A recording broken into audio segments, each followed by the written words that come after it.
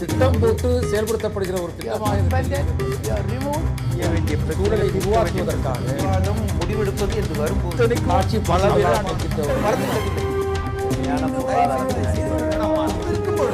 எதிர்த்து பேசிட்டு நிகழ்ச்சிக்கு உங்களை வரவேற்கிறோம். தமிழக அரசியல் தேர்தல் களம் தேர்தல் நடைபெற இன்னும் 8 மாதங்கள் இருக்கக்கூடிய சூழலில் இப்போதே விறுவிறுப்படைந்து வருகிறது. வழக்கமாக இரு துருவ அரசியலில் இரு புறங்களில் இருந்து மட்டுமே குற்றச்சாட்டுகள் வருவதும் அதற்கு பதில் வருவதுமாக இருந்த தமிழக அரசியல் தேர்தல் களம் இந்த முறை சற்று வித்தியாசமாக 8 மாதங்களுக்கு முன்பே பல முனை போட்டிகள் நிகழ்வதற்கான அனைத்து சாத்தியக்கூறுகளையும் தினசரி நிகழ்வுகள் மூலம் வெளிப்படுத்தி வருகிறது. ஆளும் அரசுக்கு எதிராக திமுக பொருளாளர் ஸ்டாலின், அந்த கட்சியின் தலைவர் கருணாநிதி ஆகியோர் அறிக்கைகளும் பேட்டிகளும் கொடுத்து வரக்கூடிய ஒரு புறத்தில், மறுபுறத்தில் பாட்டாளி மக்கள் கட்சி நிறுவனர் ராமதாஸ், அக்கட்சியின் முதலமைச்சர் வேட்பாளர் அன்புமணி ராமதாஸ் ஆகியோரும் ஆளும் கட்சிக்கு எதிரான பிரச்சாரத்தை தீவிரப்படுத்தி இருக்கிறார்கள். மற்றொரு புறத்தில் 5 கட்சிகள் கூட்டணியை உள்ளடக்கிய மதிமுக, விடுதலை சிறுத்தைகள், இடதுசாரி கட்சிகள், மனிதநேய மக்கள் கட்சி உள்ளிட்ட கட்சிகளும் அரசுக்கு எதிரான பிரச்சாரத்தையும் தேர்தல் நோக்கிய தங்கள் பயணத்தையும் தொடங்கியிருக்கிறார்கள். இதெல்லாம் சரி, இந்த கூட்டணி, அதாவது 4 முனை போட்டி அல்லது 5 முனை போட்டி என்பது தேர்தல் வரை இப்படியே தொடருமா, அல்லது தேர்தல் நெருங்கும் காலத்தில் இவை முற்றிலும் மாறுபட்டு மீண்டும் அந்த இருதுருவ அரசியல் போட்டிக்குள் வருமா என்ற கேள்விகளும் எழாமல் இல்லை. தமிழக தேர்தல் அரசியல் களம் எந்த திசை நோக்கி செல்கிறது என்று இன்று நாம் விவாதிக்க இருக்கிறோம். நம்மோடு இந்த விவாதத்தில் திராவிட முன்னேற்ற கழகத்தைச் சேர்ந்த திரு மனுஷபுத்திரன், பாட்டாளி மக்கள் கட்சியைச் சேர்ந்த வழக்கறிஞர் திரு பாலு, அனைத்து இந்திய அண்ணா திராவிட முன்னேற்ற கழகத்தைச் சேர்ந்த வழக்கறிஞர் திரு காசிநாத பாரதி மற்றும் மறுமலர்ச்சி திராவிட முன்னேற்ற கழகத்தைச் சேர்ந்த திரு அந்தரிதாஸ் ஆகியோர் வந்திருக்கிறார்கள். தொடர்ந்து விவாதிக்கலாம். திரு மனுஷபுத்திரன், உங்களிடமிருந்தே ஆரம்பிக்கிறேன். வழக்கமாக தேர்தல் களங்களில் திராவிட முன்னேற்ற கழகம் ஆட்சியில் இல்லாத போது அனைத்து அண்ணா திராவிட முன்னேற்ற கழகத்திற்கு எதிரான பிரச்சாரத்தை தீவிரப்படுத்தும், அதன் பின்பு பல கட்சிகள்லாம் நிற்பாங்க. ஆனால் இந்த முறை 8 மாதங்கள் இருக்கக்கூடிய சூழல்ல ஒரு புறத்தில் நீங்க அனைத்து இந்த அண்ணா திராவிட முன்னேற்ற கழகத்தின் மீது குற்றச்சாட்டுகளை சுமத்துவதும் அவர்கள் பதில் தருவதும் ஒரு நிகழ்வை பார்க்கிறோம். மறுபுறத்தில் பாட்டாளி மக்கள் கட்சி, இடதுசாரிகள்லாம் உங்கள் மீது குற்றச்சாட்டுகள் வைக்கிறது, அதற்கு நீங்க பதில் தருவது அப்படின்னு போயிருக்கு. இது ஒரு வகையான நெருக்கடியை திராவிட முன்னேற்ற கழகத்திற்கு புதிதாக கொடுத்திருக்கிறதா? எனக்கு ஒரு நெருக்கடியே இல்லை. நெருக்கடியில் இருப்பதாக பலரும் நம்ப விரும்புகிறார்கள், அதனால் அதை நெருக்கடி என்று சொல்கிறார்கள். அதனால் இதில் ஜனநாயக அமைப்பில் பல்வேறு கட்சிகள் ஒரு காலகட்டத்தில் எதிரும் புதிருமான நிலைப்பாடுகளை எடுப்பதும், தேர்தல் காலத்தில் நெருங்க நெருங்க வெவ்வேறு அணிச்சேர்க்கைகள் உருவாவதும் ஒரு இயற்கையான ஒரு விஷயம். அதனால் நாங்கள் எங்கள் மீது என்ன குற்றச்சாட்டுகள் வைக்கப்பட்டால் கூட அதற்கு முறையான பதில்களை தொடர்ந்து கொடுத்து கொண்டே இருக்கிறோம். அதோடு மட்டுமல்லாமல் ஒரு பெரிய ஒரு அரசியல் உரையாடல் களத்தில் தான் நாங்கள் இருக்கிறோம். அதனால் திமுகவிற்கு எந்த விதமான நெருக்கடியும் இதில் இல்லை என்பதை நான் இங்கே பதிவு செய்ய விரும்புகிறேன். இன்னொரு விஷயம், இந்த ஆட்சியினுடைய முறைகேடுகள், இந்த ஆட்சியினுடைய சீரழிவுகளை பற்றி தொடர்ச்சியாக கடந்த 3 ஆண்டுகளாக திராவிட முன்னேற்ற கழகம் பல்வேறு போராட்டங்களை முன்னெடுத்திருக்கிறது. கலைஞர் அவர்களும் ஸ்டாலின் அவர்களும் தொடர்ந்து பல்வேறு தமிழகம் முழுக்க இதை பற்றி விவாதித்திருக்கிறார்கள், தங்களுடைய கருத்துக்களை முன்வைத்திருக்கிறார்கள். அப்படி இருக்கிற போது இந்த கட்சிகள் இன்றைக்கு சிலர் இங்கு விலகி நிற்கிறார்கள் என்பது ஒரு நெருக்கடியை ஏற்படுத்தாது என்று ஏன் சொல்கிறேன் என்றால், சற்று முன்பு ஜவஹர்லால் அவர்களுடைய பேட்டி உங்களுடைய தொலைக்காட்சியிலே தான் ஒளிபரப்பிக் கொண்டிருந்தது. அதிலே அவர் மிக தெளிவாக சொல்கிறார், இந்த புதிய 3வது அணியாக மாறக்கூடிய வாய்ப்புள்ள கூட்டணி என்று சொல்லக்கூடிய அதில் இருக்கக்கூடிய அவர் சொல்கிறார், நாங்கள் திமுக கூட்டணியில் இப்போது இல்லை என்று சொல்கிறோமே ஒழிய அதிமுக பக்கமோ திமுக பக்கமோ நாங்கள் போக மாட்டோம் என்று நாங்கள் சொல்லவே இல்லை என்று சொல்லிவிட்டு கூடுதலாக இன்னொன்றையும் சொல்கிறார். அதாவது உங்களுடைய செய்தியாளர்களிடம் கேட்கிற போது, நீங்கள் அப்ப 2 கட்சியும் பக்கம் போக மாட்டீங்களான்னு கேட்கிறப்ப, அப்படி இல்லை, யாரோட சேர்ந்தா எங்களுக்கு வெற்றி வாய்ப்பு அதிகம் இருக்கோ அவர்களோடு நாங்கள் போவதைத்தான் நாங்கள் யோசிப்போம்னு மிக நேர்மையாக சொல்கிறார். கிட்டத்தட்ட திருமாவளவன் அவர்கள் கூட திமுக அதிமுகவுடன் நாங்கள் போகவே மாட்டோம் என்றெல்லாம் சொல்லவில்லை. இப்பொழுது கூட்டணியில் இல்லை என்றால் தேர்தல் நெருங்குகிற போது எல்லோருமே தங்கள் வாய்ப்புகளை சமதூரத்தில் வைத்துக் கொள்வார்கள். அப்படின்னா திமுக அதிமுகவோடு நாங்கள் போவதை இப்போதைக்கு மறுப்பதற்கு இல்லைன்னு சொல்லும் போது அதை மட்டும் எடுத்துக்கிறதா, திராவிட முன்னேற்ற கழகத்தோடு நாங்கள் இல்லைன்னு வெளிப்படையாக அவர்களாக தானாக முன்வந்து கொடுக்க வேண்டிய ஸ்டேட்மெண்ட்டுக்கு பின்னாடி எந்த காரணம் இல்லைன்னு எடுத்துக்கிறேன். ஒரு விஷயம் என்னன்னா, பொதுவாகவே இங்க தேர்தல் அரசியல் என்பது ஒரு பார்கெனிங். கூட்டணியில் இருக்குதுங்கிறது, யார் நமக்கு அதிக சீட் கொடுப்பார்கள், யாரோடு சேர்ந்து போட்டியிட்டால் தங்களுக்கு வாய்ப்புகள் இருக்கும் என்றெல்லாம் சிறிய கட்சிகள் எப்போதுமே யோசிப்பார்கள். அப்படி இருக்கிற போது தேர்தலுக்கு இன்னும் 8 மாதம் இருக்கிற போது கூட்டணி சம்பந்தமான அடிப்படை விஷயங்கள் கூட இன்னும் இந்த தேர்தலில் உருவாகவில்லை. ஊடகங்களை பற்றி வெறும் வாயை மெல்லுவதற்காக தொடர்ந்து மெல்லுகின்றனவே ஒழிய அவர்கள் எல்லா வாய்ப்புகளையும் திறந்து வைக்கிறார்கள். ஊடகங்கள் வெறும் வாயை மெல்லுது நீங்க குற்றச்சாட்டு வச்சீங்கன்னா, இந்த 5 கட்சி தலைவர்கள் ஒரு ஆலோசனை கூட்டம் நடத்தும் போது அந்த செய்தியாளர் சந்திப்புல தான் திருமாவளவனும் ஜவஹர்லாலும் நாங்க திமுக கூட்டணி இல்லைன்னு அறிவிக்கிறாங்க. அன்றைக்கு செய்தியாளர்கள் கேட்டது, நீங்க மீண்டும் அதிமுக திமுக கூட்டணிக்கு போக மாட்டீங்க என்ன நிச்சயம்னு கேட்கும்போது அவர்கள் சொன்ன பதில் திமுக கூட்டணி இல்லைன்னு. அப்ப திமுக விட்டு நாங்க விலகி இருக்கிறோம்னு அவங்க கொடுக்கிற சிக்னலை எப்படி மக்கள் புரிஞ்சுக்கிறது? அதாவது அவர்களை பொறுத்த வரைக்கும் அதாவது பெரிய கட்சிகளோடு தேர்தல் உடன்படிக்கைகளில் ஒரு ஈடுபடுவதற்கான ஒரு உத்தியாக அதை பயன்படுத்துகிறார்கள். அதாவது தங்களுடைய வாய்ப்புகளை அதிகப்படுத்திக் கொள்வதற்காக நாங்க ஓப்பனா இருக்கோம், அப்படி நாங்க இப்ப கமிட்டடா இல்ல அப்படிங்கறத அவங்க சொல்ல விரும்புறாங்க. அதை தாண்டி அதுக்குள்ள எந்த விதமான பொலிட்டிக்கல் வேலிடிட்டியும் அதுல இல்ல, அல்லது திமுக பற்றிய ஒரு விமர்சனமாக நீங்கள் அதை எடுத்துக்கொள்வதற்கு அதுல எதுவுமே இல்லைன்னு நான் பாக்கிறேன். சரி திரு பாலு, உங்கள் கட்சி நிறுவனராக இருக்கட்டும் இல்ல முதலமைச்சர் வேட்பாளராக இருக்கட்டும், எந்த பிரச்சார கூட்டங்கள் இல்ல பொதுக்கூட்டங்கள் நடத்தும் போதும் 2 கற்களை வீசுகிறத நம்ம பார்க்கிறோம். ஒருமுறை அதிமுக மீது கல் வீசப்பட்டால் மறு இடத்திலோ அந்த சந்தர்ப்பத்திலோ திராவிட முன்னேற்ற கழகத்தின் மீது வீசுறீங்க. 2 பேரிடமிருந்து நாங்கள் விலகி இருக்கிறோம்ங்கிறதுக்கான சமிக்கையா இல்ல பிற கட்சிகளுக்கான அழைப்பாக அதை பார்க்கிறதா? அது நீங்கள் துவக்கத்தில் சொன்னீங்க, திமுக அண்ணா திமுக என்ற நிலை மாறி பல்வேறு தளங்களில் இருந்து எதிர்ப்பு குரல்கள் வந்து கொண்டிருக்கிறது என்று நீங்கள் சொன்னீர்கள். அதை பொறுத்தவரையில் இதுவரை தமிழக அரசியலில் இருந்த நிலை இல்லாமல் புதுமையான ஒரு நிலை தற்பொழுது இருக்கிறது. ஒரு ஆளும் கட்சி தவறு செய்கிறது என்று சொன்னால் அது திமுகவோ அண்ணா திமுகவோ, நேரடியாக எதிர்கட்சியாக இருக்கிற திமுகவோ அண்ணா திமுகவோட சார்ந்து கூட்டு இயக்கம் என்று அந்த இடத்தில் அமர்ந்து பேசக்கூடிய நிலைமை இதுவரை இருந்தது. ஆனால் முதல் முறையாக இந்த தேர்தல் என்பது ஒரு வித்தியாசமான தேர்தல்.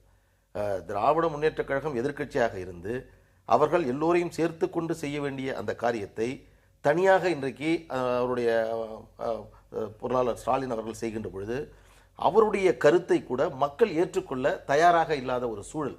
அதுதான் இதனுடைய வெளிப்பாடு. ஏனென்று சொன்னால், ஒரு ஆளும் கட்சியினுடைய குறையை சொல்லுகின்ற பொழுது அந்த குறையை சுட்டிக்காட்டக்கூடிய நபர் அதை செய்வதற்கு அதை சொல்வதற்கு பொறுப்புடையவரா தகுதியுடையவரா, இதை இவர்களுடைய ஆட்சி காலத்தில் செய்தார்களா என்ற விளக்கத்தை என்ற சிந்தனையை பாட்டாளி மக்கள் கட்சி தான் தமிழகத்தில் மிக அழுத்தமாக மக்கள் மத்தியில் கொண்டு சென்றது. நீங்கள் இப்பொழுது சொன்னீர்கள் 4-3 துருவங்கள் என்று. பிப்ரவரி மாதம் 15ஆம் தேதி திரு அன்புமணி ராமதாஸ் அவர்களை முதலமைச்சர் வேட்பாளராக அறிவித்து திமுக அண்ணா திமுகவோட கூட்டணி இல்லை என்று சொன்ன பொழுதே இந்த அரசியல் உருவாகிவிட்டது.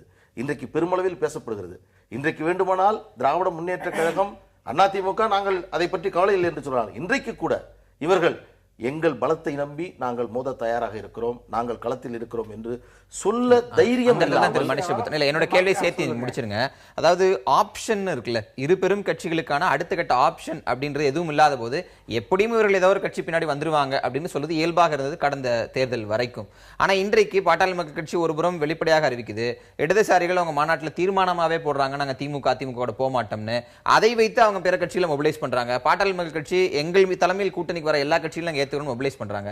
இந்த மொபிலைசேஷன் ஆளும் கட்சிக்கு எதிராக இருக்கக்கூடிய கருத்துக்களை ஒட்டுமொத்தமாக திராவிட முன்னேற்ற கழகம் அறுவடை செய்வதற்கான வாய்ப்பை குறைக்கிறதா? இல்ல, இதுல ஒரு விஷயம் பாருங்க. பாலு அவர்கள் ஏதோ திமுகவுக்கும் அதிமுகவுக்கும் எதிராக ஒரு பொதுவான ஒரு பெரிய கூட்டணி இங்கே உருவாகிற மாதிரி ஒரு கருத்தை முன்வைக்கிறாரு. இப்ப இந்த மக்கள் நல கூட்டணியிலே எடுத்துங்க, அதுக்கும் பாமகவுக்கு எந்த சம்பந்தமும் இல்லை. இன்னொரு விஷயம் பார்த்தீங்கன்னா, விடுதலை சிறுத்தைகளும் இன்னைக்கு பாமகவும் ஒரு அணியில் இருக்க முடியாது. இடதுசாரிகள் பாமகவை ஏற்றுக்கொள்ளப் போவதில்லை. அவர்கள் எல்லாம் தனியாக ஒரு பக்கம் நிற்கிறாங்க. இவர்கள் இன்னொரு பக்கம் தாங்கள் தான் முதல்வர் என்று யாரை நம்பி இவர்கள் இருக்கிறார்கள் என்று இதுவரைக்கும் நமக்கு தெரியாது. அப்படிப்பட்ட ஒரு சூழ்நிலையில் ஏதோ ஒரு ஒட்டுமொத்தமா பெரிய ஒரு அலை இங்கு உருவாயிட்ட மாதிரி ஒரு தோற்றம் உருவாக்கப்பட்டது. அதே கண்டிஷன் திமுக இருக்குல்ல, திமுக கூட யாரெல்லாம் கூட்டணிக்கு வராங்கன்னா இப்ப லிஸ்ட் 0 தானே இருக்கு. இல்ல, நான் எங்களை பொறுத்த வரைக்கும் கடந்த காலத்தில் திமுக பலவரோடு கூட்டணி அமைத்து தேர்தலில் போட்டிட்டு இருக்கிறது. அப்படி ஒருவேளை கூட்டணி அமைய முடியாத சூழ்நிலைகள் உருவானால் கூட இந்த கட்சி என்பது மிக தீவிரமாக தேர்தல் களத்தில் நின்று வந்து போரிடும். அதில் எந்த விதமான ஒரு சந்தேகமும் இல்லை. ஆனால் ஒரு ஒட்டுமொத்தமாக ஏதோ 2 கட்சிகளுக்கு எதிராக இவங்க எல்லாம் ஒண்ணு சேர்ந்துட்டாங்கன்னு சொல்றது என்பது ஒரு கற்பனை. இவர்களுக்குள் பல முரண்பாடுகள் இருக்கு. பல முரண்பாடுகள் இருந்தாலும் ஆன்டி இன்கம்பன்சி ஒரு விஷயம் இருந்தால் அதை நீங்க மட்டும் அறுவடை பண்ண முடியாது. எல்லாரும் அதை பிரிக்கிறாங்கன்றது உங்களுக்கு பலவீனம் தானே. பிரிப்பாங்கன்னா இன்னைக்கு நீங்க ஒரு தேர்தல் களத்தில் யதார்த்தத்தில் ஒரு விஷயம் பாருங்க. தமிழ்நாட்டினுடைய கடந்த கால அரசியல் எடுத்துக்கிட்டீங்கன்னா, ஒரு ஆளும் கட்சியின் மீது ஒரு அதிருப்தி இருக்குன்னு வைங்க. அப்ப எதிர்கட்சிகள் வந்துட்டு ஒரு பெரிய கட்சியோடு இணைந்து போட்டியிடுகிற போதுதான் ஒரு மாற்றத்தை கொண்டு வரக்கூடிய ஒரு சூழ்நிலை ஏற்பட்டிருக்கிறது. ஆனா இவர்கள் என்ன செய்கிறார்கள் என்றால், தேர்தலில் போட்டியிடாமல் இருப்பதன் வழியாக இவங்க ஒரு இம்பாக்டை ஏற்படுத்தினாங்கன்னா நான் உண்மையிலே வரவேற்பேன். ஆனா இவங்க என்ன செய்யறாங்கன்னு கேட்டீங்கன்னா, இந்த இம்பாக்ட் இவங்க அப்படி ஒரு இம்பாக்டை ஒருவேளை ஏற்படுத்தினாங்கன்னா அது அதிமுகவுக்கு எதிரான ஓட்டுகளை பிரிப்பதன் வழியாக அதிமுகவுக்கு ஒரு சாதகமான சூழ்நிலையை ஏற்படுத்துவதற்கு இவர்கள் உதவுவார்கள். அந்த இடத்துல தான் தனிப்பட்ட முறையில் மாற்று ஆட்சி அமைப்பதற்கான ஒரு கூட்டணி இவர்களுக்கு இருக்கிறது என்பதற்கு எந்த அதாவது தேர்தல் கணக்குகள் இருக்குல்ல, ஓட் கால்குலேஷன், ஓட் பேங்க், மற்ற விஷயங்களை வச்சு திரு மனுஷபுத்திரன் சொல்வது போன்ற கருத்துக்கள் வந்து கொண்டே இருக்கின்றன. ஆனா ஒரு ஆளும் அரசை எதிர்க்க வேண்டிய அதே அளவுகோலோடு ஏற்கனவே ஆண்ட கட்சியும் எதிர்க்கிற அளவுகோலை பாட்டாளி மக்கள் கட்சி பின்பற்றதன் நோக்கம் மறைமுகமாக அதிமுகவை ஆதரிக்கிறது என்ற விமர்சனம் உங்க பதில் என்ன? அதாவது இது மக்களை திசை திருப்பக்கூடிய மிக மிக மோசமான ஒரு கருத்து. நான் என்ன சொல்றேன்னா, தமிழ்நாட்டில் ஓட்டு வேஸ்டா போயிடும், எதிர்கட்சி ஜெயிச்சிடும், அதனால என் பின்னாடி வாங்க. எவ்வளவு மோசமான ஒரு கருத்து. ஒரு விஷயம், உங்களுடைய செயல் என்ன விளைவை ஏற்படுத்தும் மட்டும்தான் சொல்றேன். நீங்க வாங்கன்னா சொல்லல, அவர் முடிச்சிட்டோம். உங்க செயல்னால தேர்தல் களத்துல என்ன விளைவு ஏற்படும் அதைத்தான் சொல்றேன். என்னன்னா, இது தொடர்ந்து கொண்டே இருக்கிறது. இதை புரிந்து கொண்ட கட்சி தமிழ்நாட்டில் முதல் இயக்கம் பாட்டாளி மக்கள் கட்சி. ஏன்னா நடைமுறையில் பல சிக்கல்கள் தனியாக நிற்கும் போது எழுகிறது.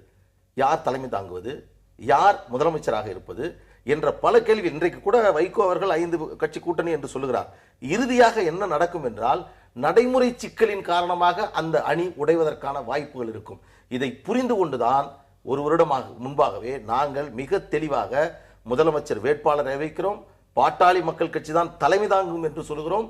எந்த நம்பிக்கையில் இவர்கள் செயல்படுகிறார் என்று சொன்ன நம்ம தோழர் சொல்கிறார், திராவிட முன்னேற்ற கழகம் எந்த நம்பிக்கையில் பல ஊழல்களை செய்து எந்த விதமான செயல்பாடும் இல்லாமல் முன்னேற்றம் இல்லாமல் யாரை ஊழல்னு நீங்க சொல்றீங்களோ அவங்க கூட தான் நீங்க இருந்தீங்க, அவங்க மூலம் தான் மந்திரி பதவி பெற்றீங்க, அவங்க மூலம் தான் உங்களை வளர்த்துக்கிட்டீங்க. அப்போலாம் உங்களுக்கு இந்த ஊழல் கண்ணுக்கு தெரியலையா? சரி, மாறி மாறி சவாரி பண்ணித்தானே பாமக ஒரு கட்சி வளர்ந்தது. அப்போலாம் உங்களுக்கு ஊழல் கண்ணுக்கு தெரியலையா? அப்போ ஒரு ஊழல் ஒரு விஷயத்தை நீங்க பேசலாம். அவர் முடிச்சிட்டோம். நான் திரு மனுஷபுத்திரன் அவர்கள் பேசினால் பேசக்கூடாது என்ற முடிவோடு வந்திருக்கார். அவர் பேசுறப்ப அவர் பேசட்டும்.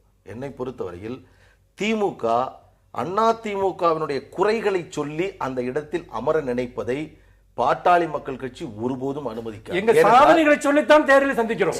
கடந்த காலத்தில் எங்களுடைய சாதனைகளையும் எங்களுடைய வளர்ச்சி திட்டங்களையும் சொல்லித்தான் சந்திக்கிறோம். ஒரு அடுத்தவர்களுக்கான நேரம் இயங்க வேண்டிய அவசியம் திமுகவுக்கு கிடையாது சொல்றேன்.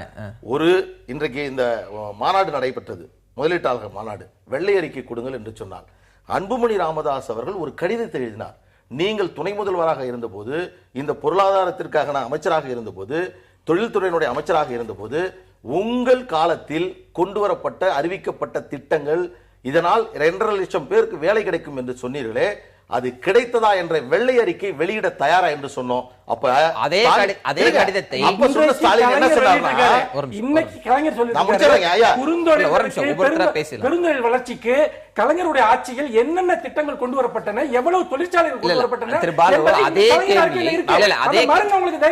கடிதத்தை முதலமைச்சர் ஜெயலலிதா அவருக்கு எழுதிவிட்டு மு.க. ஸ்டாலினுக்கும் எழுதியிருந்தால் உங்களுடைய விஷயம் என்பது ரொம்ப சரியாக இருக்கு அப்படின்னு எடுத்துக்கலாம். முதலமைச்சர் வேட்பாளராக இருக்கக்கூடியவர் தற்போதைய முதலமைச்சர் எதிர்த்து ஒரு அறிக்கை விடுவதோ இல்ல நேரடியாக அவரிடம் விளக்கம் கேட்கிற அறிக்கைகளோ இதுவரைக்கும் வெளியிடவே இல்லையே. அதாவது மீண்டும் சொல்றேன், இன்றைக்கு மதுவை ஒழிப்போம் என்று சொன்னதனால்தான் திமுகவிடம் இருக்கக்கூடிய மது ஆலைகளை மூட தயாரா என்று நாங்கள் சொல்றோம். அதே போன்று ஸ்டாலின் அவர்கள் ஓ பன்னீர்செல்வத்திடம் கேள்வி எழுப்புகின்ற பொழுது, நீங்கள் துணை முதல்வராக இருந்த காலத்தில், ஆட்சியில் இருந்த காலத்தில் எதை எதை செய்ய தவறினீர்கள் என்று 20 குறிப்புகள் நாங்கள் மிக தெளிவாக எடுத்து சொன்னோம். சொல்வதற்கு தைரியம் இல்லை என்று சொல்லக்கூடிய நண்பர், நாங்கள் கேட்கக்கூடிய கேள்விக்கு பதிலளிப்பதற்கே தைரியம் இல்லை.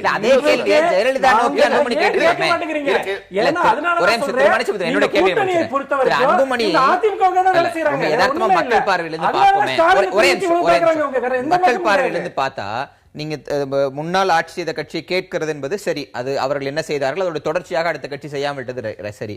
ஒரு முதலமைச்சர் வேட்பாளராக அறிவிப்பவர் தற்போதைய முதலமைச்சரை நோக்கி கேள்விகள் கேட்பது இயல்புதானே. இதுவரைக்கும் ஒரு அறிக்கையோ ஒரு பேட்டியோ முதலமைச்சர் ஜெயலலிதா நோக்கி இந்த கேள்வி கேட்கிறேன், இந்த ஊழல் விவகாரத்தில் இந்த விஷயத்தை செய்யறேன் அன்புமணி அவர்கள் சொல்லாதனுடைய நோக்கம் என்ன? நீங்க 2 பேருமே நடத்திட்டு முடிச்சிடலாம். நீங்கள் இல்ல, தமிழ்நாட்டை புரிந்து கொண்டுதான் நீங்கள் பேசுகிறீர்கள் என்று சந்தேகம் வருகிறது. ஏனென்றால் இந்த ஆட்சி செய்யக்கூடிய அவலங்களை மிக தெளிவாக முதலில் எடுத்து வைக்கக்கூடிய ஒரு அரசியல் இயக்கம் இருக்கிறது என்று சொன்னால் பாட்டாளி மக்கள் கட்சி தான். இவர்கள் அதை பார்த்து காப்பி அடிக்கக்கூடியவர்களாக இருந்து கொண்டிருக்கிறார்கள். ஆனா உங்களுடைய நீங்க கேக்குறீங்க, இல்ல, கட்சியினுடைய இல்ல, அவரை மனுஷபுத்திரன் அவர்களே, நீங்க திமுகவுக்கு போயிருங்க, வாழ்த்துக்கள், நல்லா இருங்க. நீங்க நான் திருப்பி சொல்றேன், என்னுடைய கருத்தை வழிமொழிகின்ற பொழுது நீங்கள் தயவு செய்து குறுக்கீடு செய்வதை தவிர்த்து விடுங்கள். இன்னொரு செய்தி, ஒரு ஸ்டாலின் அவர்கள் கேள்வி எழுப்புகிறார். இந்த கேள்விக்கு வெள்ளை அறிக்கை வெளியிட தயாரா என்று சொல்லுகின்ற பொழுது வீதியில் போகிறவர்களெல்லாம் முதலமைச்சராக வேண்டும் என்று ஆசைப்படுகிறார் என்று சொல்லுகிறார். திருவாரூரில் தொடர்வண்டியில் ஏறி வந்த அவர் முதலமைச்சராகிறார். ஒரு நடிகர் வந்தவர், ஒரு நடிகருக்கு துணை நடிகராக இருந்தவர் முதலமைச்சராகிறார். ஒரு சாதாரணமாக முதலமைச்சராவதற்கு என்ன தகுதி வேண்டும்? 2 தலை வேண்டுமா? 20 கைகள் வேண்டுமா? யார் ஆகக்கூடாது? யார் கேள்வி கேட்பது? அந்த கேள்வி எல்லாம் நியாயம். நீங்க தமிழக அரசியல் சூழல புரியாம கேட்கறீங்க. என்னுடைய கேள்வி ரொம்ப எளிமையா கொடுக்குறேன். நீங்க அதிமுக அரசு பற்றிய ஊழல்கள் குற்றச்சாட்டுகளை முன்வைத்தீங்க, தினசரி அறிக்கைகள் கொடுக்குறாங்க. இன்னும் சொல்ல போனா ரொம்ப சரியாக அறிக்கைகள் கொடுக்கக்கூடிய தலைவர்கள் ஒருவராக ராமதாஸ் இருக்கிறார். ஒரு பத்திரிகையாளரை நான் அப்படிதான் பாக்குறேன். ஆனா என்னுடைய கேள்வி, முதலமைச்சர் வேட்பாளருங்கும் போது ஒரு ஸ்டேட்டஸ் நீங்களே அன்புமணி ராமதாஸ் அவர்கள் கொடுக்கிறீர்கள்.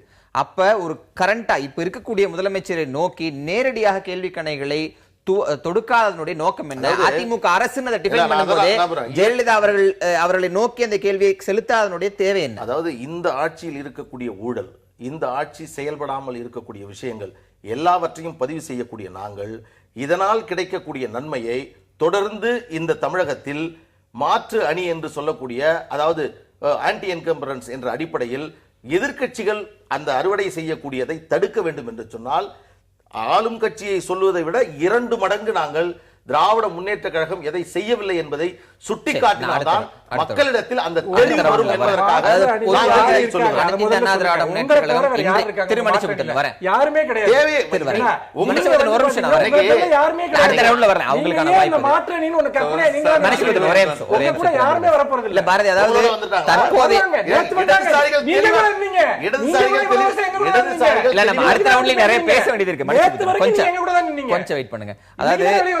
இப்போது இந்த வாக்கு வங்கியை வைத்து பார்க்கும்போது பிரதான கட்சியாக, பெரிய கட்சியாக அனைத்து இந்த அண்ணா திராவிட முன்னேற்ற கழகம் இருந்திருக்கு.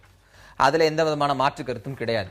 ஆனால் ஒரு அரசுக்கு எதிராக ஒரே முகாமாக எதிர்க்கட்சிகள் நின்று குற்றச்சாட்டுகளை முன்வைக்கும் போது ஏற்படக்கூடிய சூழல் என்பதும், எதிர்க்கட்சிகளே பல முகாம்களில் பிரிந்து கணைகளை வீசும் போது அதை சமாளிக்கக்கூடிய நெருக்கடி அனைத்து இந்த அண்ணா திராவிட முன்னேற்ற கழகத்திற்கு நாளுக்கு நாள் அதிகரித்து வருகிறதா? ஏன்னா நீங்க நடத்தின உலக முதலீட்டாளர் மாநாட்டுக்கு கூட எதிர்க்கட்சிகள் அனைத்தும் கடுமையான விமர்சனங்களை உங்க மேல முன்வைத்திருக்கிறார்கள். அப்போ உங்கள் சாதனையில் இருக்கக்கூடிய பல விஷயங்கள், முரண்பாடுகளை சுட்டிக்காட்ட வேண்டிய வேலையை எதிர்க்கட்சிகள் தீவிரப்படுத்த உங்களுக்கான அந்த மீண்டும் 234 தொகுதின்ற அந்த கோஷம் என்பது கொஞ்சம் கொஞ்சமாக சிதைந்து வருகிறதா? நிச்சயமாக கிடையாது. அவர்கள் ஒன்றாக வந்தாலும் சரி, தனித்தனியாக வந்தாலும் சரி, 234 தொகுதிகளிலும் வெற்றி பெறக்கூடிய அளவிற்கு இந்த அனைத்து இந்திய அண்ணா திராவிட முன்னேற்ற கழகத்தை புரட்சித் தலைவி அம்மா அவர்கள் உருவாக்கி இருக்கிறார்கள். ஒவ்வொரு தொண்டர்களும் வந்து இந்த கழக பணியில் தொடர்ந்து ஈடுபட்டு கொண்டிருக்கிறார்கள். பாக்கி இயக்கங்களைப் போல தேர்தலுக்கு மட்டும் வருகின்றவர்கள் கிடையாது. இன்றைக்கு வந்து ஸ்டாலின் அவர்கள் அதிமுக அரசு வந்து ஐசியூவில் இருக்கதாக, அவசர சிகிச்சை பிரிவில் இருப்பதாக கூறியிருக்கிறார். அவசர சிகிச்சை பிரிவில் இருப்பது திராவிட முன்னேற்ற கழகம் தானே அன்றி மற்ற எந்த கட்சியும் கிடையாது. பார்த்தீங்கன்னா சென்ற தேர்தலில் வந்து அவர்களோடு விடுதலை சிறுத்தைகள், ஜவஹர்லா அவர்கள், மற்ற கட்சிகள், அனைத்து கட்சிகளும் கூட்டணியில் இருந்தன. ஆனால் இன்றைக்கு அவர்களோடு கூட்டணியில் இருந்த விடுதலை சிறுத்தைகள் இருந்து அனைத்து கட்சிகளும் அவர்களை விட்டு சென்று விட்டன. இன்றைக்கு 2G வழக்கிலிருந்து, ஏர்செல் மேக்சிஸ் வழக்கிலிருந்து, தயாநிதி மாறனுடைய செல்போன் வழக்கிலிருந்து, தொலைத்தொடர்புத்துறை பயன்படுத்திய வழக்கிலிருந்து, இந்த வழக்குகள் ட்ரையல் நடந்து கொண்டிருக்கிறது.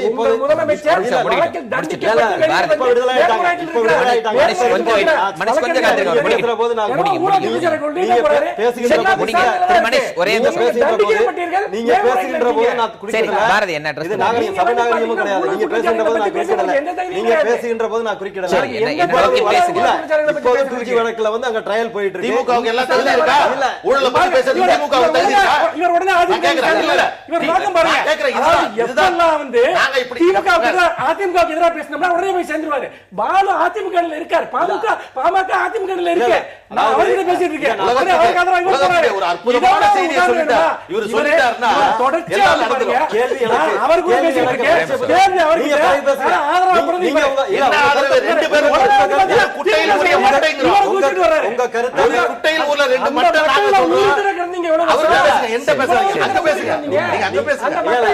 ஒரே நிமிஷம் மனிஷ், ஒரு நிமிஷம். அவர்கிட்ட பேசுங்க. என்னுடைய கருத்தை பதிவு வைக்க விடணும். இல்லன்னா மனுஷன் இல்ல, ஒரே நிமிஷம். அங்க பேசுங்க. மனிஷ், கொஞ்சம் ஏன் என்கிட்ட பேசுறீங்க? அவர்கிட்ட பேசுங்க. என்னுடைய மனுஷபுத்திரன், திமுகவை சொல்றதுக்கு எல்லா தகுதியும் என்னுடைய இருக்கு. நீங்க சரி, உங்களை திரு மனுஷபுத்திரன். உங்களுக்கு என்ன இருக்குது? என்னுடைய மனுஷபுத்திரன், எல்லாரும் பேசிட்டோம். வாய் கொஞ்சம் கொளறல், காத்துருங்க. வாய் கொளறல், கருத்து கொளறலோடு விவாதம் செய்ய வேண்டாம். ஒரே நிமிஷம். ராமதாஸ் மேல சிபிஐ என்னுடைய ஒரு கருத்தை நிமிஷம். பதிவு வைக்க விடுங்கள். இல்ல, பதிவு இன்னைக்கு பதிவு 2G வழக்குல இல்ல, பதிவு பண்ணுங்க, நான் பதிவு. சொல்ல வந்த கருத்தை பதிவு வைக்க விடுங்க. அதுக்கு பிறகு அவங்க பதில் சரி, சொல்லட்டும். சரி, நான் அதுக்கு பதில் முடிங்க, சொல்றேன். முடிங்க. 2G வழக்குல இன்னைக்கு விவாதம் போய் கொண்டிருக்கிறது. இந்த வழக்குகளில் எல்லாம் தீர்ப்பு வந்து இவர்கள் தண்டிக்கப்படக்கூடிய சூழ்நிலையில மிச்சம் இருக்கிற ஒரு சில பேர் வந்து இல்ல, நான் சொல்லிடுறேங்க. நான் சொல்லிடுறேங்க. சரி, பிறகு பேசுங்க. முடிக்கலாம். கூட்டணியை மிச்சம் இருக்கிற ஒரு சில நபர்களும் கூட்டணியை விட்டு வெளியில் சென்று விடுவார்கள். இன்றைக்கு அவர்கள் இந்த இல்ல, கூட்டணி உங்க ஆரோடம் எல்லாம் இல்ல, சரி. இந்த- என்னுடைய கேள்வி நான் முடிக்கிறேன். என்னோட கேள்விக்குள்ள பதிலா நீங்க வாங்க. உங்க ஆரோடம் எல்லாம் சரி, திராவிட முன்னேற்ற கழகம் என்ன மாதிரி போகுதுன்னா சரி. உங்கள் நிலையிலிருந்து பார்க்கும்போது உங்களுக்கான எதிர்ப்பு பல திசைகளில் பிரிந்து கிடக்கும் போது எப்படி நீங்க ஒண்ணுமே இல்லைன்னு சொல்ல முடியும்? பல கட்சி கூட்டணி, பல துருவ போட்டியாக மாறி வார்த்தை இருக்கு. வச்சீங்கன்னா 2011 சட்டமன்ற தேர்தல், 2014 தான் பாராளுமன்ற தேர்தல். அந்த இடைப்பட்ட 3 ஆண்டுகள்ல நீங்க சொல்ற எதிர்ப்பலைன்ற ஒன்று இருந்திருக்க வேண்டும். அப்படி இருந்திருந்தால் நாங்க வந்து வெற்றி பெற்றிருக்க இல்ல, எதிர்ப்பலை முடியாது. இருக்குன்னு நான் சொல்லல. அந்த எதிர்ப்பலையில் கூட நாங்கள் 43.5% இல்ல, என் கேள்வி நீங்க வேற மாதிரி இன்டர்பிரட் பண்ணாதீங்க. சொல்லுங்க, நான் சொல்லுங்க. எதிர்ப்பு அலை இருக்குன்னு சொல்லவே இல்ல. உங்களுக்கான போட்டி என்பது வழக்கமாக தமிழக அரசியல் களம் இரு துருவமாக பிரிந்து இருக்கும். இன்னைக்கு பல துருவங்களாக பிரிந்திருக்கிறது. அவர்கள் அனைவரும் குற்றச்சாட்டுகளை வைப்பது என்பது அனைத்து இந்த அண்ணா திராவிட முன்னேற்ற கழகத்தை நோக்கித்தான் இருக்கும்போது அதை சமாளிக்கக்கூடிய வகையில் உங்கள் கட்சியின் செயல்பாடு இருக்கிறதா? அதுக்கு உங்க திட்டம் என்ன? இப்ப நேத்துக்கு 2,42,000 கோடி உலக முதலீட்டாளர் மாநாட்டுல நாங்க பெற்றிருக்கிறோம். அதைத்தான் கடுமையா விமர்சிச்சிருக்காங்க இல்ல, எல்லாரும். விமர்சனங்கள் யாருமே விமர்சனத்துக்கு அப்பாற்பட்டவங்க கிடையாது. ஆனா இன்னைக்கு ஐசியூல இருக்குன்னு சொல்றாரு. அதுதான் நான் வந்து பதில சொல்ல வந்து அவங்க கட்சி தான் ஐசியூல இருக்க தவிர அனைத்து இந்திய அண்ணா திராவிட முன்னேற்ற கழக அரசு ஐசியூல இல்லங்கிற கருத்தை பதிவு வைக்க தான் வந்தேன். அதுக்குள்ள மனுஷபுத்திரன் வந்து இடையில பூந்து அதாவது இப்போ தற்போதைய எதிர்பார்ப்பு ஒரே மனுஷ் அவரோட கேட்டு வர மோடி 26 நாடுகளுக்கு போய் அடுத்த ஒரே நிமிஷம் இல்ல, அந்த பேசி முடிக்கட்டும். சரி, நான் வரேன், மீண்டும் வரேன், மீண்டும் வரேன். இல்ல, ஒரு ஆர்டர்ல போலாம். இல்ல, விவாதத்தை ஒரு ஒழுங்கா கொண்டு போலாம். மக்களுக்கு பெரியது. கொஞ்சம் வர இருங்க. அதாவது இந்த வாரத்து அரசியல் நிகழ்வு என்பது ஒட்டுமொத்தமாக எதிர்பார்ப்புன்னா பல தளங்கள் எதிர்பார்ப்புகள் இருக்கு. திமுக முப்பெரும் விழா, பாட்டாளி மக்கள் கட்சியில பல திட்டங்களை திட்டமிட்டிருக்காங்க, அதிமுக இருக்கு. ஆனா ஒரு முக்கியமான முடிவு அப்படின்னா செப்டம்பர் 15 மாநாடு, திருப்பூர் மாநாட்டில் வைகோ என்ன சொல்ல போகிறார் அப்படிங்கிற கேள்வி எல்லோர் மனதிலும் எழுந்து நிற்கிறது, அரசியலை பார்க்கக்கூடியவர்கள் மத்தியில. போன மாவட்ட செயலாளர் கூட்டம், தலைமை குழு கூட்டத்தில எல்லாம் கூட அந்த அறிவிப்பு வரும் என எதிர்பார்க்கப்பட்டது. ஆனால் கடைசி நேரம் வரை அந்த அறிவிப்பு வெளியாகவில்லை. அரசியல் புரசலாக மாவட்ட செயலாளர் பலர் வந்து இந்த ஐவர் கூட்டணிக்குள்ள ஒத்துக்கொள்ளவில்லை அப்படின்லாம் செய்திகள் வந்துகிட்டு இருக்கு. இந்த கூட்டத்திலாவது இதுதான் எங்கள் கூட்டணி அப்படின்னு அறிவிக்கக்கூடிய முடிவை நோக்கி வைகோ செல்கிறாரா இல்லையா? நிச்சயமாக அதில் தடம் மாறவில்லை, தடுமாற்றம் எங்களுக்கு கிடையாது. அதாவது அரசியல் 8 மாதம் என்பது கை நொடி பொழுது, கை இமைக்கும் பொழுது என்று சொல்வார்கள். இந்த நேரத்தில் வந்து கூட்டணி சம்பந்தமான ஒரு கருத்தை சொல்வதை வந்து ப்ரீ மெச்சூர் ஸ்டேஜ்னு தான் சொல்லுவாங்க. ஆனால் மனுஷபுத்திரன் அவர்கள் சொன்னார்கள் இது 3வது அணின்னு சொன்னார்கள். அது அவருடைய கருத்து. எங்களை பொறுத்தவரை இது மாற்று அணி, அதுதான் எங்களுடைய கருத்து. ஜவஹர்லால் என்ன பேசினாருன்னு நான் அவருடைய பேட்டியை நான் பார்க்கவில்லை. ஆனால் கடந்த நாங்கள் கூட்டு இயக்கத்தின் சார்பாக நடைபெற்ற அந்த ஆர்ப்பாட்டத்திலையும் உண்ணாவிரதத்திலையும் 5 தலைவர்களுக்குமே தெளிவாக சொன்னார்கள் இது கூட்டு இயக்கமாக மக்கள் சார்ந்து நாங்கள் இயங்கிக் கொண்டிருக்கிறோம். வருங்காலத்தில் கூட்டணி ஆனால் நிச்சயமாக மகிழ்ச்சி என்று சொன்னார். கோயில்பட்டி கூட்டத்திலே தலைவர்கள் தெளிவாக சொன்னார்கள் இந்த மாநாடு என்பது இது தேர்தலுக்கான மாநாடு அல்ல. நாங்கள் எப்பொழுதுமே அண்ணாவுடைய பிறந்த நாளை மாநாடு நிகழ்ச்சியாக எப்பொழுதுமே நடத்துவது வழக்கம். சென்ற முறை கூட பூர்ணவல்லியிலே, நான் வசிக்கின்ற பூர்ணவல்லியிலே அந்த மாநாடு நடைபெற்றது. கொட்டு மழையிலே தலைவர்கள் அந்த செய்தியை சொன்னார்கள். We will oppose any front, we will support any front, we will bear any hardship, we will face any battleground என்கின்ற தங்களுடைய தொண்டர்களுக்கான செய்தியை சொன்னார்கள். ஆக அந்த வகையிலே தான் இந்த மாநாடு ஏற்கனவே கோயில்பட்டியிலே அவர் சொன்னார்கள் நான் இதை மாநாட்டிலே தான் அறிவிக்க வேண்டும் என்று நினைத்தேன். ஆனால் எல்லோ இடதுசாரி கட்சி தலைவர்கள் மற்ற தலைவர்கள்லாம் வலியுறுத்துகின்ற காரணத்தாலே இது அரசியல் கூட்டணியாக வரும் என்கின்ற ஆதாரப்பூர்வமான ஒரு செய்தியை அங்கே பதிவு வைத்திருக்கிறார்கள். ஆக இப்ப என்னன்னா இப்ப அந்த கூட்டணி அண்ணன் 19 பால என்ன சொல்லும் பொழுது எனக்கும் சூரிய இருந்தது. 25 வருடத்துக்கு முன்னால் இந்த கட்சி ஆரம்பிக்கப்பட்டது. நான் மறுக்கிற இடஒதுக்கீட்டுக்காக அவர்கள் பல்வேறு தியாகங்களை செய்திருக்காக நான் மதிக்கிறேன். ஆனால் 25 வருடத்துக்கு முன்னாக யார் யார் மீது என்னென்ன சத்தியம் செய்தார்கள், நேற்றைக்கு அதாவது சென்ற மாதம் 2ஆம் தேதி பத்திரிகையாளர்கள் மீதே சத்தியம் செய்து என்ன சொன்னார்கள் என்பது எல்லாருக்கும் தெரியும். 25 வருடத்துல 23 வருடம் 2 திராவிட கட்சிகளும் கூடி கும்மாளம் அடித்து விட்டு, ஆனால் கடைசியாக இப்போது நாங்கள் தான் சொல்லுகிறோம் யார் முடிவு பண்ணல, யார் முடிவு பண்ணல.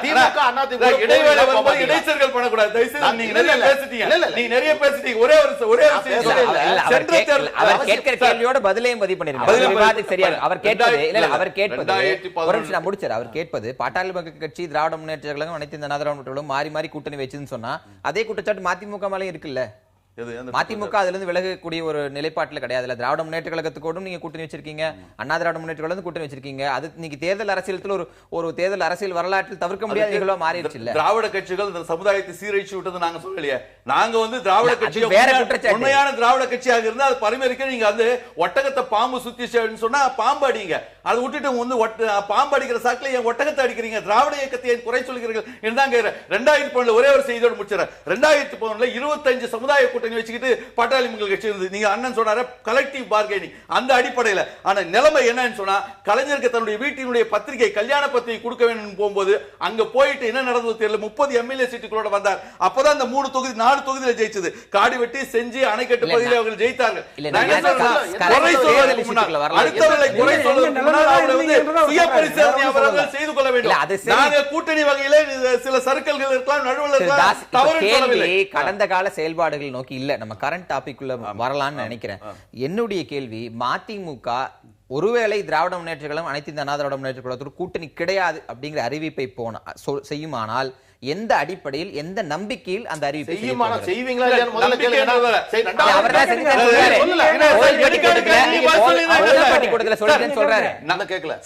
கோவில்பட்டி கூட்டத்தில் எங்க தலைவர் அறிவித்தார் சொல்றாரு. திடீர்னு சொல்ல சார், கோவில்பட்டியில மாத்திரம் திடீர்னு சொல்ல. சாஞ்சிக்கு ராஜபக்சே வரும்பொழுது அங்க 69 NH 69 சாலையில, பட்டு சோலையில உத்தரப்பிரதேச நாங்க தடுத்து நிறுத்தப்பட்டது. மத்திய பிரதேசத்துல தடுத்து நிறுத்தப்பட்ட பொழுது அங்கேயே சொன்னார் திமுக அண்ணா திமுகவோடு கூட்டணிகள் என்று பல கட்டங்களை சொல்லி வந்திருக்கிறார். அதற்குண்டான தருணம் இப்பொழுது வந்திருக்கிறது. எங்களுக்கு ஆட்டோமேட்டிக்கா ஒரு கூட்டணி, ஒரு கூட்டு இயக்கம் ஆரம்பிச்சது. இது தேர்தலுக்காக ஆரம்பிக்கவில்லை. எல்லாருமே சொல்லியிருக்காங்க மக்கள் நல பணிகளை, 20 தமிழர் இயக்கம், மதுவிலக்கு, இது போன்ற பொதுநல பணிகளை முன்வைத்து நாம் செய்கிறோம். வருங்காலத்தில் கூட்டணி என்றால் மகிழ்ச்சி என்று தான் சொல்லியிருக்கிறாங்க. ஆக அதை விமர்சனம் பண்ணுங்க, நாங்க வந்து அதை சொல்லல. ஆக கூட்டணி என்பது சில நேரத்தில் தவிர்க்க முடியாது. நாங்கள் கூட கடந்த காலத்தில் தவறு செய்து கொள்ளலாம். காரணம் சமரசம் என்பது சில நேரத்தில் தேவையான ஆயுதமாக இருக்கிறது. சர்வைவல் ஆஃப் தி ஃபிட்டஸ்ட் என்கின்ற அடிப்படையிலே சின்ன கட்சின்னு சொல்றாங்களே, என்ன எண்ணிக்கையிலே சிறியது என்று சொன்னாலும் என்ன பலத்தோடு இன்றைக்கு நாங்கள் இருக்கிறோம். அந்த நம்பிக்கை இருக்கிறது. நம்பிக்கை என்கின்ற நாறு மாத்திரம் இருக்குமானால் உதிர்ந்த புல் கூட ஒட்டிக்கொள்ளும் என்கின்ற நம்பிக்கையில நாங்கள் இருக்கிறோம். மாயாவதி வந்து சென்ற 2007 தேர்தல் யாருமே பிரெடிக்ட் பண்ணல. மாயாவதி யாருமே பிரெடிக்ட் பண்ணல. ஆனால் 206 தொகுதிகளிலே வெற்றி பெற்று அறுதி பெரும்பான்மை பெற்றார் என்று சொன்னால் அந்த வேல்யூ பேஸ்ட் கேண்டிடேட்ஸ் அவரை அறிமுகப்படுத்தினால் தான் அந்த தேர்தலை வெற்றி பெற்றார். அப்படிப்பட்ட அடிப்படையில் இந்த தேர்தலில் நாங்கள் ஒரு ஸ்ட்ராட்டஜி வகுப்போம். திரு அந்திரதாஸ், இடைவேளைக்கு முன்பு ஆரம்பிச்ச கேள்விதான் கொஞ்சம் வேற மாதிரியான இதுல இருந்து நான் கேட்கிறேன்.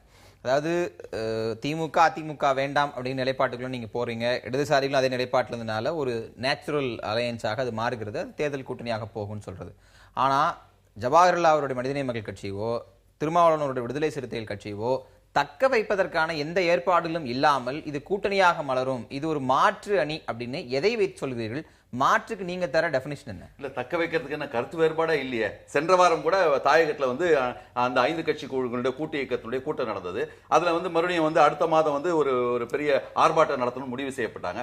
ஒவ்வொரு கட்டமும் அனைத்து பேரையும் சமமாக சரிசமமாக உட்கார வைத்து தான் முடிவுகளை எடுக்கிறார்கள். இல்ல மாற்று கருத்தை சொல்லலையே, அந்த மாற்று கருத்துக்கான வாய்ப்பு இங்க கிடையாது. வெற்றி வாய்ப்புங்கிற இலக்கு நோக்கி நீங்க போறீங்களா? எல்லா பயணத்துக்கும் ஒரு இலக்கு இருக்கும்ல. உங்க இந்த கூட்டு இயக்கத்தினுடைய இலக்கு என்ன? நீங்க மக்கள் நலன் சார்ந்த பிரச்சனையில் போராடுறதுன்னு சொல்றதை தாண்டி தேர்தலுங்கிற கான்டெக்ட்ல உங்களுடைய இலக்கு என்ன? உங்களுடைய வாக்கு வங்கிகளை, எல்லா கட்சியோட வாக்கு வங்கிகளை இணைத்தாலும் அது வெற்றி பெறுவதற்கான வாக்கு வங்கியாக இல்ல. இன்னும் 8 மாதம் தான் தேர்தலுக்கு இருக்கு. நீங்க எவ்வளவு தீவிரப்படுத்தினாலும் வெற்றி என்கிறதுலையோ இல்ல அடுத்த கட்டமா ஆட்சியை பிடிக்கிறதுங்கிற இலக்கு போறது என்பது யதார்த்தத்தில் சாத்தியமில்லையான விமர்சனம்லாம் இருக்கும்போது உங்கள் இலக்கு என்ன? அந்த மாற்றம் வந்து எவ்வளவு, அதாவது 50% தான் கட்சிகளை சார்ந்து மக்கள் வாக்களிக்கிறார். 50% இன்னைக்கு நடுநிலைமையோடு தான் இருக்கிறார்கள். அந்த கால மாற்றத்துக்கு ஏற்றார் போல் அந்த கட்சிகளுடைய நிலைப்பாடுகளுக்கு ஏற்றாற்போல் அவருடைய போராட்ட வியூகங்களுக்கு ஏற்றாற்போல் அந்த 50% மாறுவதற்கு வாய்ப்பு இருக்குது. அப்படிதான் கேஜ்ரிவால் வந்தார். டெல்லியினுடைய தட்பவெட்ப சூழ்நிலையும் தமிழ்நாட்டினுடைய தட்ப சூழ்நிலை ஒன்றா நீங்க கேட்பீங்க. அது வேறு இது வேறு இருந்தாலும் கூட அந்த மாற்றம் வந்து எப்படி மாயாவதிக்கு வந்து 2007 வந்ததோ, பல கருத்து கணிப்புகளை பொய்யாக்கி விட்டு வந்ததோ, அது மாதிரி ஒரு வரும் என்கின்ற நம்பிக்கையோடு தான் இன்றைக்கு களத்தில் நிற்கிறோம். அதாவது வாழ்வாதார பிரச்சனைகளுக்காக இன்றைக்கு களத்தில் நிற்கிறோம். ஆகவே ஒரு கூட்டு இருக்கும்போது 8 மாதம் இருக்கிறது. இந்த 8 மாதத்திலே எங்களுடைய செயல்பாடுகளிலே மக்கள் மத்தியிலே ஒரு நம்பிக்கை ஏற்படுத்துவோம் என்கின்ற நம்பிக்கை நிச்சயமாக எங்களுக்கு இருக்கிறது. பாரதி, இப்ப திமுக உங்களை நோக்கி ஒரு குற்றச்சாட்டை வைத்து உங்களுக்கு எதிராக தேர்தல் அரசியல் செய்யும் போது அவர்களை நோக்கி நீங்க குற்றச்சாட்டு வைக்கிறதும் பரஸ்பரம் அது நடந்து கொண்டே இருந்தது பார்த்திருக்கிறோம். ஆனா இன்றைக்கு மதிமுக போன்று இதுவரை ஆட்சியில் இல்லாத கட்சிகள், தங்கள் மீது ஊழல் குற்றச்சாட்டுகள் போன்றவை இல்லாத கட்சிகள் உங்களை நோக்கி குற்றச்சாட்டு வைக்கும்போது அதுக்கு ஒரு வேல்யூ ஏற்படுது. பாட்டாளி மக்கள் கட்சி வைக்கும்போது அதுக்கு ஒரு வேல்யூ ஏற்படுது. திராவிட முன்னேற்ற கழகத்தை தவிர்த்த பிற எதிர்க்கட்சிகளின் அணுகுமுறையும் அவர்களது பிரச்சாரத்தையும் அதிமுக எப்படி பார்க்கிறது? திராவிட முன்னேற்ற கழகத்தை தவிர மற்ற கட்சிகளுடைய செயல்பாடு, இந்த திராவிட முன்னேற்ற கழகம் இந்த கட்சிகளும் கூட்டணி சேர்ந்தாலே எங்களை ஒன்றும் பண்ண முடியாதுங்கிறதா எங்களுடைய அணித்தரமான கருத்தை நான் சொல்ல விரும்புறேன். இல்ல, நீங்க மறுபடியும் திமுக கூட்டணி இல்ல திமுக கூட்டணி இல்லன்னு சொன்னா கூட கேள்வியை சரியா உள்வாங்கினா நல்லா இருக்கும்.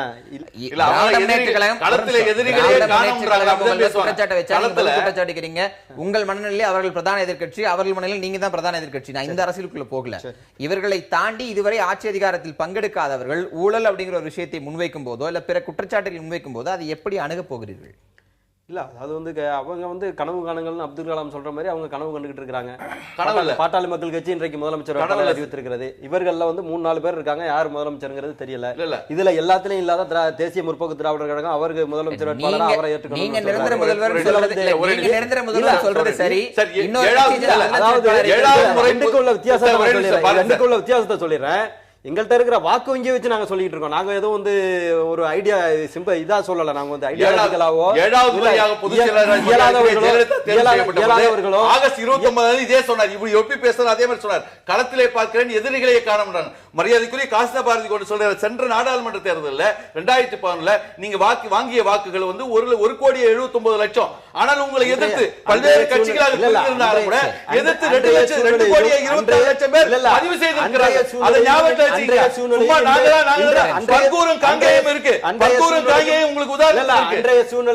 சூழ்நிலையை ஒப்பிட முடியாது. முதல்ல ஏன்னா வந்து இன்றைய சூழ்நிலை நாளை சூழ்நிலை 3 ஆண்டுகளுக்கு பிறகு பாராளுமன்ற தேர்தல் வந்த போது கூட நாங்கள் பெற்ற வாக்கு வங்கியை தான் நாங்க சொல்றோம்.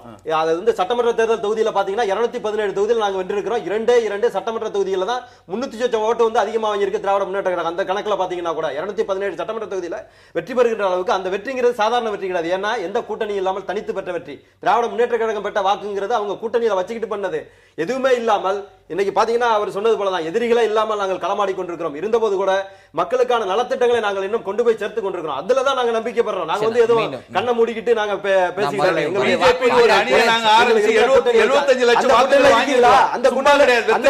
இன்னைக்கு இருக்கிறீங்களா?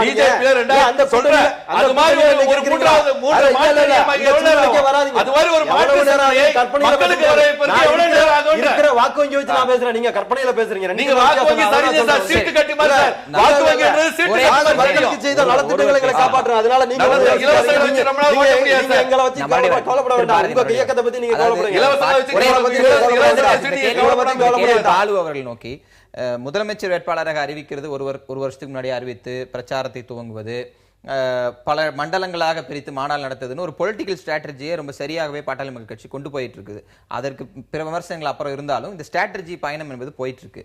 ஆனா உங்களுக்கு இருக்கக்கூடிய வாக்கு வங்கியும் ஒரு கட்சி ஆட்சியை பிடித்து முதலமைச்சர் ஆகிறதுக்கு தேவைப்படக்கூடிய வாக்கு வங்கி இடையில இருக்கக்கூடிய கேப்பை உங்கள் பயணம் எப்படி ஃபில் பண்ண போகுது? அதாவது நாங்க வந்து டெல்லியில இருந்து ஆம் ஆத்மி எந்த வாக்கு சதவீதம், எந்த வாக்கு வங்கி, எதை அடிப்படையாக வைத்து மிகப்பெரிய பலம் வாய்ந்த பாஜகவினுடைய செல்வாக்கை முறியடித்து அவர்கள் வந்திருக்கிறார்கள் என்று சொன்னால் மக்களை சார்ந்து இருக்கக்கூடிய அரசியல் தான் வெற்றி பெற முடியும். எங்களை பொறுத்தவரையில் நாங்கள் மிக தெளிவாக சொல்லுகிறோம்.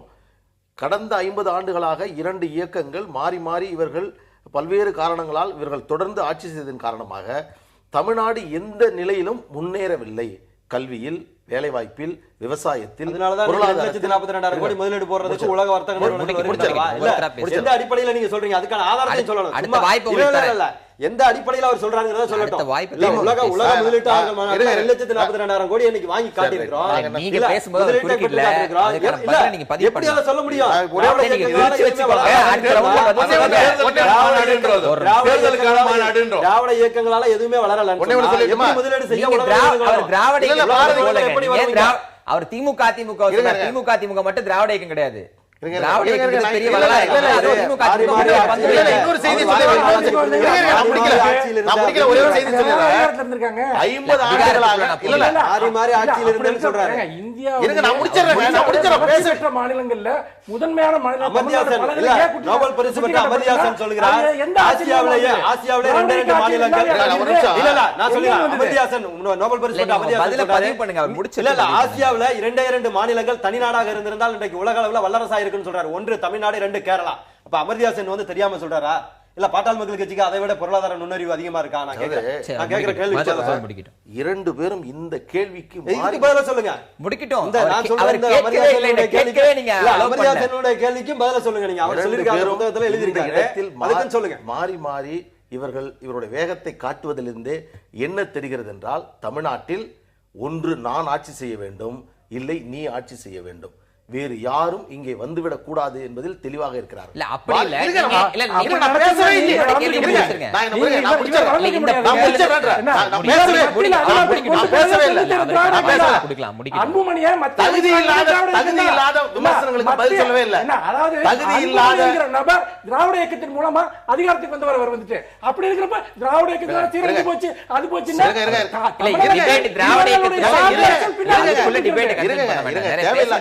இதெல்லாம் ஒரு பேச்சா? இது என்ன சொல்றேன், செய்தி என்ன தகவல்னா, தமிழ்நாட்டில் அத்தனை வளர்ச்சி திராவிட இயக்கத்தால நடந்தது. சரி, டிபேட் இப்ப அது இல்ல. அதாவது என்ன தகவல் சொல்றேன்னா, இந்த 2 இயக்கங்கள் 50 ஆண்டுகளாக மாறி மாறி என்று சொல்லுகிற போது பாரதி எப்படி சொல்லலாம் என்று சொல்லுகிறார். அப்படி என்றால் திராவிட முன்னேற்ற கழகத்தினுடைய 5 ஆண்டு ஆட்சி காலம் சிறப்பாக நடந்தது என்று இவர் ஒத்துக்கொள்கிறாரா? அதே போன்று இவர் 50 ஆண்டுகளில் எல்லாம்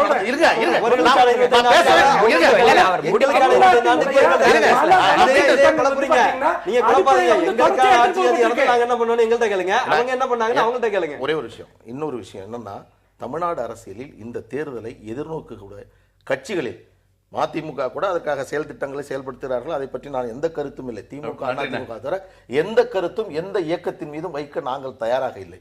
ஒரே ஒரு செய்தியை சொல்றோம், நாங்கள் மிக தெளிவாக தமிழ்நாட்டில் தேர்தல் களத்தை சந்தித்துக் கொண்டிருக்கக்கூடிய வேளையில் என்னவென்றே தெரியாமல் தமிழ்நாட்டில் தனிமரமாக ஒரு இயக்கம் செல்கிறது என்று சொன்னால் இது ஸ்டாலின் அவர்கள் மட்டும்தான். ஏன்னா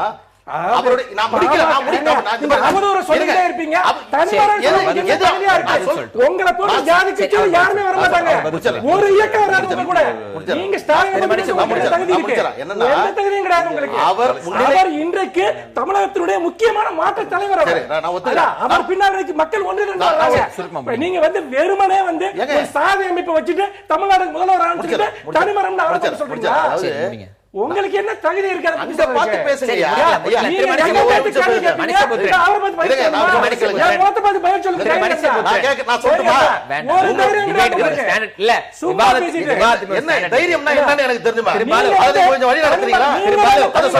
நீங்க தனிமரம், நீங்க அவதூறு பண்றீங்க, உங்களுக்கு எந்த அரசியலும் கிடையாது. அவதூறு பயப்படுறீங்க. ஒரே ஒரு பாயிண்ட் மட்டும் முடிச்சிட்டு நீங்க பேசட்டும். என்னன்னா, ஒருவர் தான் முதலமைச்சர் என்று சொல்லிக்கொண்டு அது ஆக வேண்டும் என்று முயற்சியில் செல்லுகின்ற பொழுது அவருடைய சகோதரர் ஒரு இடம் கூட கிடைக்காது என்று இருங்க. அரசியல் இது. கட்சியில் இல்லாத நபர்களை பற்றி இங்க பேசக்கூடாது. இன்னொன்னு சொல்றேன், கட்சியில் இருக்கக்கூடிய நபர்களை, அதில் இருக்கக்கூடிய அரசியல் நிலைப்பாடுகளை பேசுறேன். கட்சியில் இல்லாத நபர்களை பற்றி விவாதம் செய்ய உங்களுக்கு எந்த உரிமையும் கிடையாது. இன்னொன்னு சொல்றேன், திருவண்ணாமலைக்கு செல்கின்ற ஸ்டாலின் அவர்களுக்கு சென்ற கலைஞர் தொலைக்காட்சி திரும்பி வந்தது கலைஞர். தொலைக்காட்சி பற்றி பேச முடியாது. நான் சொல்றேன்,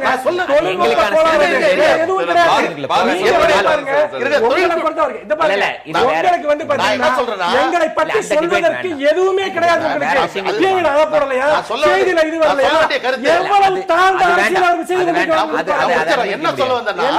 ஒரு இயக்கம் ஒரு தலைவரை முன்னிறுத்த வேண்டும். அந்த இடத்தில் திராவிட முன்னேற்ற கழகம் இல்ல இல்ல அவர் சொல்ற அதாவது கலைஞர் அவர்களால் முன்னிறுத்தப்படுகிற தலைவர் ஸ்டாலின் அவர்கள் நீங்க அத பத்தி உங்களுக்கு கருணாநிதி அவர்கள் 2016 முதலமைச்சர் அவர் உட்கட்சி பிரச்சனை அன்புமணி ஐயா நிறுத்துறீங்க நாங்க கேட்டோம். அதாவது நான் மீண்டும் சொல்றேன், குடும்பத்திலிருந்து யாராவது அரசியலுக்கு வந்தா என்ன வச்சு கட்டி வச்சு அடிங்கன்னு சொன்னவரு எப்படி முதல்வர் வேட்பாளர் அன்புமணி அறிவிச்சாரு? நாங்க கேக்குறோமா உங்க உரிமை அது. அதே மாதிரி நாங்க யார முதல்வர் வச்சிருக்கோம் வைக்கலன்றது எங்க பிரச்சனை. அத கேட்க உங்களுக்கு என்ன ரைட்?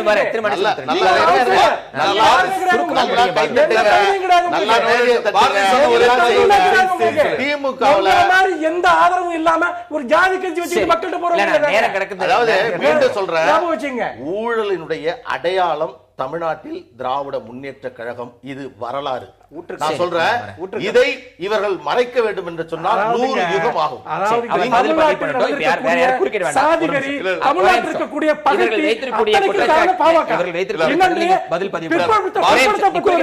பிற்படுத்தப்பட்டோருக்கு இடஒதுக்கீடு வாங்கி கொடுத்ததன் மூலமாக இவர்களுக்கு ஒரு பெரிய அரசியல் அடித்தளத்தை உருவாக்கி தந்தது திமுக. இல்லன்னு சொல்லுங்க பார்க்கலாம். சரி, நீங்க அவர்கள் சொன்ன குற்றச்சாட்டுகளுக்கு சுருக்கமா உங்க பதில பதிவு பண்ணுங்க. அவர் குற்றச்சாட்டு சொல்லுங்க. அவதூறு பேசிட்டு இருக்காரு. அவர் என்ன குற்றச்சாட்டு சொன்னாரு? பாரதி என்ன சொன்னாங்க? அமர்த்தியா சென்னை பத்தி சொன்னாங்க. அமர்த்தியா சென் வந்து நோபல் பரிசு பெற்ற பொருளாதார நிபுணர், மாற்று கருத்து கிடையாது. அவர் சொன்னதை வச்சுக்கிட்டே நம்ம வந்து பொருளாதாரத்தை டிசைட் பண்ண முடியாது. உலகம் முதலீட்டாளர் மாநாடு வந்து எந்தெந்த கட்டத்தில் செப்டம்பர்ல, அது பிறகு மே மாசத்துல தள்ளி போடப்பட்டது. வைப்ரண்ட் குஜராத்லயே வந்து ஒப்பந்தம் எவ்வளவு, எம்ஓஇ எவ்வளவுன்னு சொன்னா 2 லட்சம் 20 லட்சம் கோடி வந்தது எவ்வளவுனா 10% கூட கிடையாது. இது 7 மாசத்துக்கு முன்னாடி எப்படி வந்து ஒரு கட்சி மண்டல மாநாடு மாதிரி தான் நடத்தினாங்க. ஆக இது தேர்தலை மையமாக வைத்து நடத்தப்பட்டது. ஆக அந்த வகையில் சொல்லணும்னா திட்ட கமிஷன் இருக்கிறார். சொல்றாரு அமர்த்தியா சொன்னேன். நான் சொல்றேன், திட்ட கமிஷனுடைய தலைவராக இருக்கின்ற, உறுப்பினராக இருக்கின்ற ஒருத்தர் தான் சொன்னாரு, தமிழ்நாடு வளர்ச்சி விகிதத்திலே -1.3% என்று சொல்லி இருக்கிறார். அப்ப அவர் சொன்னது சாதாரண பொத்தப்ப சொல்லிட்டாரா? அப்புறம் இன்னொரு சொன்னார், ஊழலை பத்தியான பாலு அவர்கள் சொன்னார்கள். நான் ஒன்றே தெரிவித்த 96ல பாட்டாளி மக்கள் கட்சியினுடைய நிறுவன தலைவர் வணக்கத்துக்குரிய ராமதாஸ் அவருடைய இல்லத்தில் திண்டிவனக்கூடத்தில் என்ன நடந்ததுன்னா, சிபிஐ, சிபிஎம், அதற்கு பிறகு வாழப்பாடி காங்கிரஸ் இவர்கள்லாம் சேர்ந்து ஊழல் ஒழிப்பு அணின்னு சொல்லிட்டு ஒன்று ஆரம்பிச்சோம். ஆனா என்ன காரணத்தால் திடீர்னு தினகரன், சசிகலா தினகரன் ஐயா அவர்கள் சந்தித்த பிறகு அந்த வாழப்பாடி காங்கிரசும் பாட்டாளி கட்சியும் எங்க இடத்துல விலகி கொண்டன. அப்ப ஊழலை ஒழிக்கிற லட்சணம் இதுதானா? அவங்க சொல்லணும். இல்ல நான் சொல்லிடுறேன். இப்ப நம்ம இறுதி கட்டத்துல இருக்கோம். அதுவே உங்க இறுதி கருத்தை எடுத்துக்கிறேன். உங்களோட இறுதி கருத்து. எதிர்க்கட்சிகளாக மட்டும் செயல்படணும். எதிரி கட்சியாக செயல்பட்டு தமிழகத்திற்கு வரக்கூடிய நலன்களை விட்டுக் கொடுக்க கூடாது. அதுல வந்து அவங்க வந்து தமிழக அரசின் மீது பல்வேறு குற்றச்சாட்டுகளை சொல்லிக்கிட்டு இருக்காங்க. அது வேற விஷயம். அதே நேரத்தில் மிகச்சிறந்த செயல்பாடுகளை செய்கின்ற போது பாராட்டுகின்ற மனப்பக்குவம் வேண்டும். அரசியல் கட்சிகளுக்கு தமிழ்நாட்டில் இருக்கின்ற அனைத்து எதிர்க்கட்சிகளுமே இதுல தவறு செய்தது. கருணாநிதி உட்பட அனைத்து எதிர்க்கட்சிகளுமே 2,42,000 கோடி ரூபாய் இந்த முதலீடு வைக்கப்படுகிறது என்றால் 5 லட்சம் இளைஞர்களுக்கு தமிழகத்தில் வேலை வாய்ப்பு கிடைக்கக்கூடிய அதை வந்து பாராட்டுகின்ற மனப்பக்குவம் இல்லாமல் வைத்தறிச்சலோடு இன்னைக்கு திராவிட முன்னேற்ற கழகம் அணிவிக்கிறது.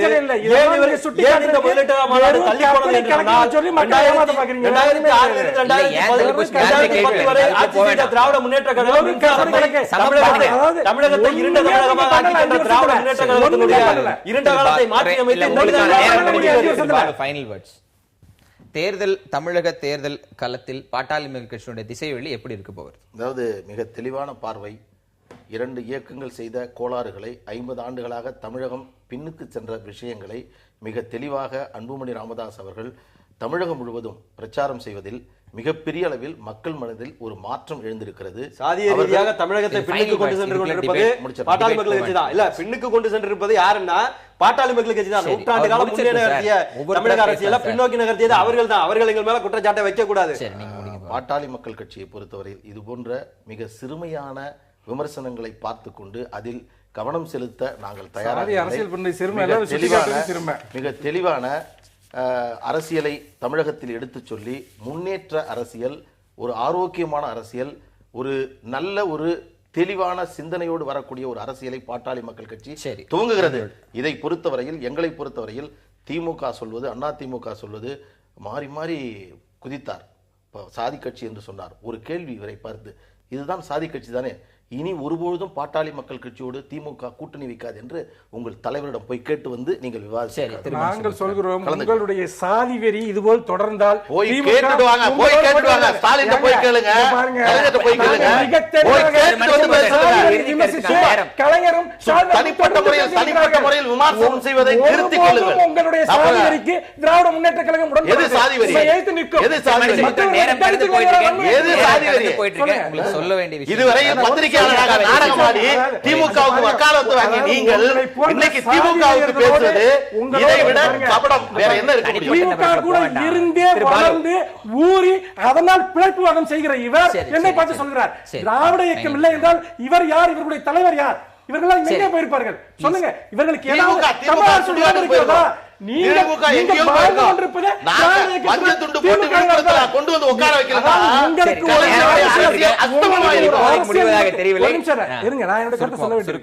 அதாவது இன்றைக்கு தமிழகத்தில் ஏற்பட்டிருக்கக்கூடிய அரசியல் இவரோட கருத்து ஒரே ஒரு கருத்து. பாமக ஜாதி கட்சி, நாங்க நல்ல கட்சி, நாங்க எல்லாம் ஊழல் பண்றோம், நாங்க ஊழல் பண்றதுக்கு வழி கொடுங்க, எங்களுக்கு அதான் வேலை சொல்லிட்டே இருக்காங்க.